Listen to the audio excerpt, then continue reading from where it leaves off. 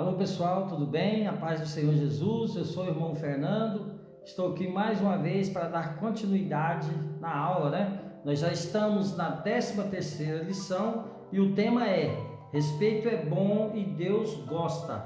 A base bíblica está em Gênesis 39, do 1 ao 21. Vou ler aqui a entrada. José na casa de Potifar. E José foi levado ao Egito, e Potifar, eunuco de Faraó, capitão da guarda, varão egípcio, comprou-o da mão dos ismaelitas que o tinha levado lá. E o Senhor estava com José, e foi varão próspero, e estava na casa do seu senhor egípcio. Essa história fala do rapaz, do moço, José do Egito, filho de Jacó. Vocês devem conhecer essa história. José foi vendido ali, Potifar comprou e levou para sua casa, e a partir dali, tudo que José fazia na casa de Potifar prosperava. Tudo que José colocava a mão, o Senhor Deus, por amor a José, fazia com que prosperasse e que desse tudo certo, né? José era um rapaz respeitador. José era um rapaz que vivia os conceitos da palavra do Senhor e que praticava a palavra do Senhor, respeitando os desígnios dela, e assim o Senhor o honrou em toda a sua vida. Vocês já devem ter ouvido falar na história de vitória de José, né? José, a partir dali, Potifar colocou a sua casa nas mãos dele, para que ele administrasse. Provavelmente Potifar seria um homem muito rico, tinha muitos bens, muitas coisas, mas ele vendo ali que o Senhor abençoava José, que José era capaz de tomar conta de tudo, Potifar o deixou, e ali foi muito próspero, né? José, através dessa maneira de ser dele, essa maneira respeitadora que ele tinha, o Senhor o honrava e fez com que tudo desse certo.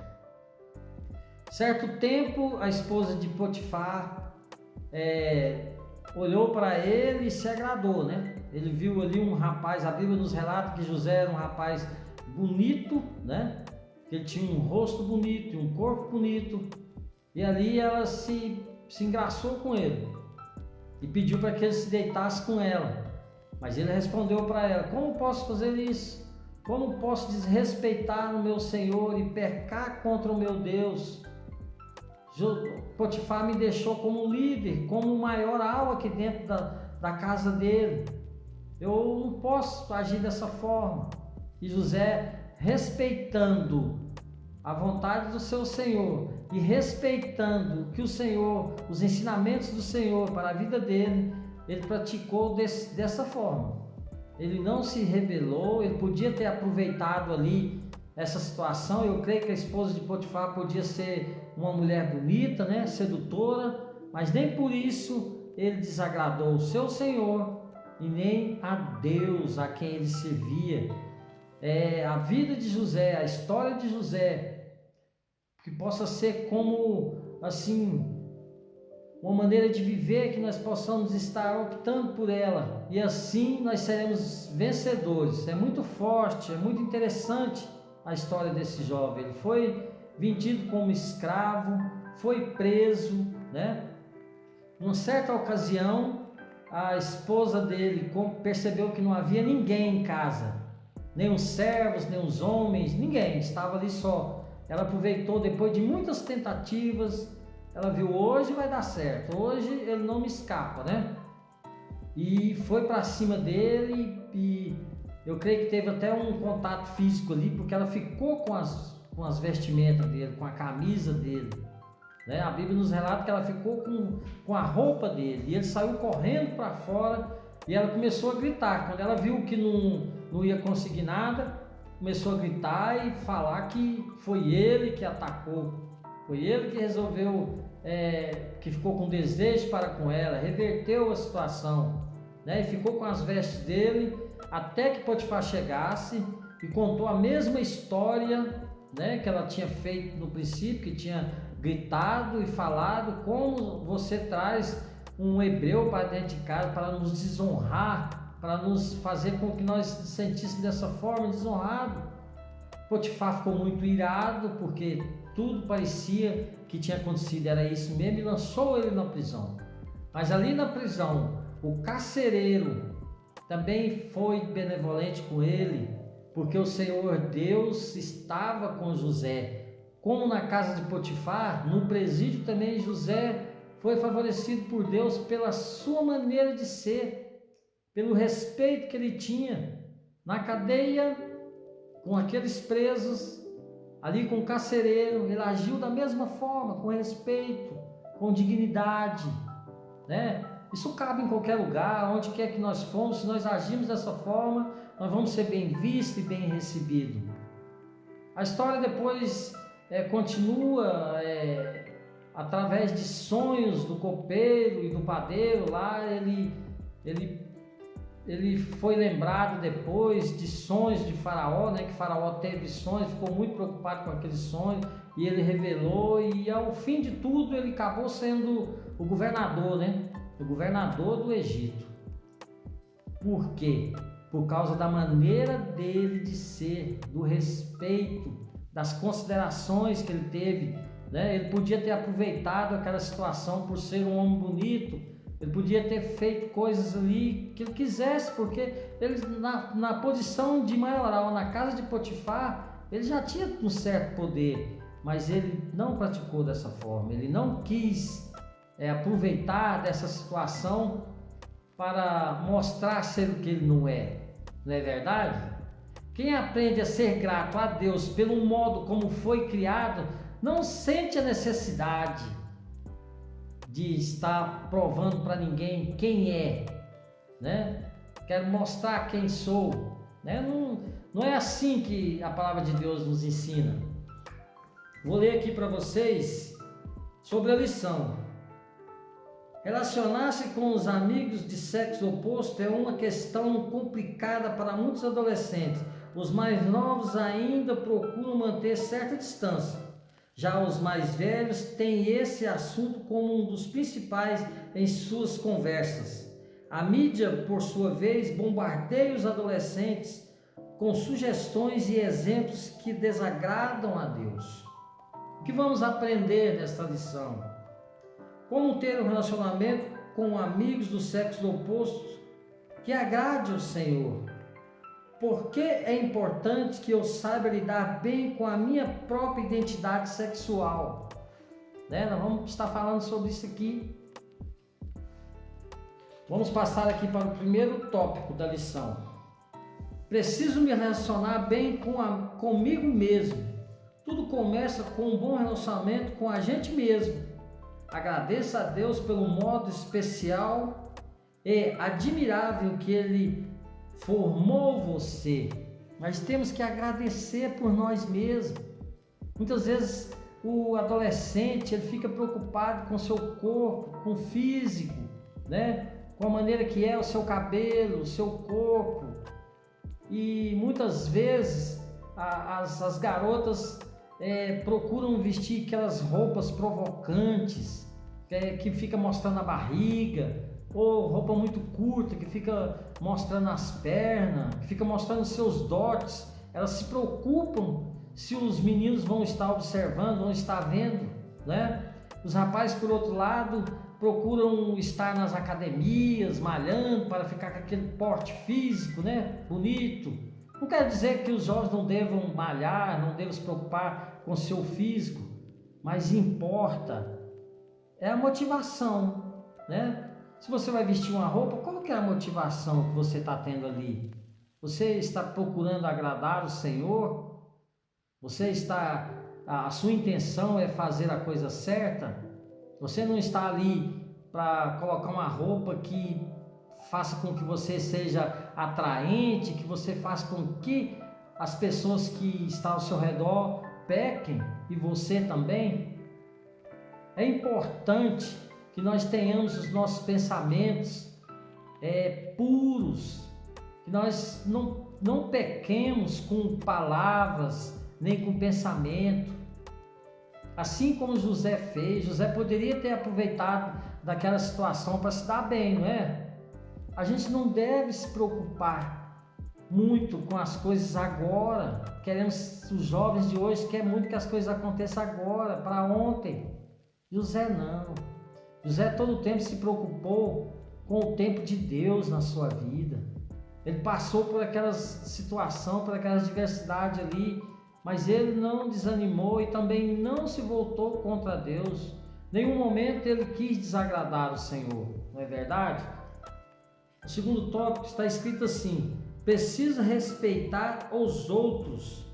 Vendo como José era bonito e simpático, a mulher de Potifar, chefe de José, sentiu o desejo por ele e convidou para se relacionar com ele de maneira impura. Olha só, imagino que aquela mulher perversa, né, tentou mudar a história de José, mas José já tinha essa índole de ser respeitoso, de respeitar, né, de praticar a palavra. Ele jamais esqueceu disso. José foi um homem íntegro. Olha, a gente aprende muito com a posição de José. Essa história de José serve para nós para toda a vida, né? Os jovens muitas vezes se preocupam com isso, de dar aparência e querem as coisas imediatas. José não, José viveu o seu tempo, as coisas aconteceram no tempo certo na vida de José, porque ele aguardou esse tempo, né? Aconteceu lá na frente, após a prisão, né? Que ele foi preso e ele revelou o sonho do copeiro e do padeiro, e aquilo que ele revelou, que o copeiro ia viver, ia voltar a servir o rei, aconteceu, e o padeiro, que ele ia morrer após os 3 dias, e foi assim que aconteceu. Aí como o copeiro vivia com o faraó, e o faraó estava muito perturbado com seus sonhos, aí ele lembrou de José, porque deu certo para eles chamou José para decifrar também o sonho de faraó, e assim ele fez.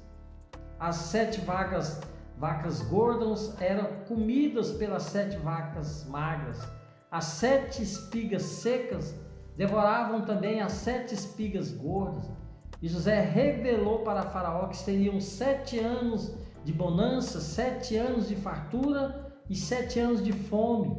E através dessa maneira com que José viveu, a maneira com que ele colocou a sua vida na presença do Senhor, assim salvou até sua casa, né? O Egito ficou ainda mais rico.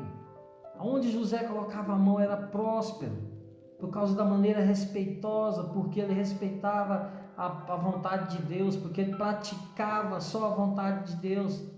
Ali seu pai, seus irmãos puderam vir até o Egito para adquirir comida, né? E um tempo depois, que ele já era governador, né, que isso aconteceu, por causa da maneira com que ele revelou, que Deus revelou os sonhos de Faraó.